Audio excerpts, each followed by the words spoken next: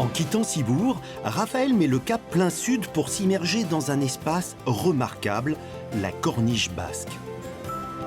Elle s'étend sur 8 km et fait la fierté des 3 communes qui veillent sur elle, Cibourg, Urugne et Hendaye. Pour comprendre dans quelles circonstances ce joyau a été préservé des constructions, il faut partir à la rencontre d'un personnage étonnant, Antoine Dabadi. Un infatigable explorateur et homme de science qui trouva ici l'écrin pour faire bâtir, à la fin du 19e siècle, un château hors du commun. Céline, cette entrée est assez folle. Nous sommes accueillis par des crocodiles, des escargots, un serpent. Ça donne le ton de cet incroyable château. Un incroyable bestiaire, effectivement, pour un incroyable château.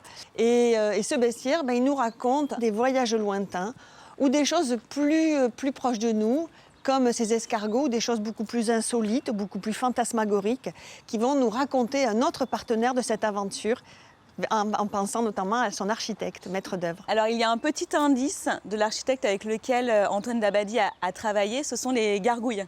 Exactement. Ces gargouilles, en fait, quand on les regarde, elles nous sont très familières. Alors, on n'y pense pas forcément, mais on les reconnaît bien quand on sait qu'on les a également sur Notre-Dame, à Paris, dans la cathédrale Notre-Dame. Et bien sûr, elle nous indique la présence d'un architecte et pas des moindres, le fameux Eugène Viollet-le-Duc.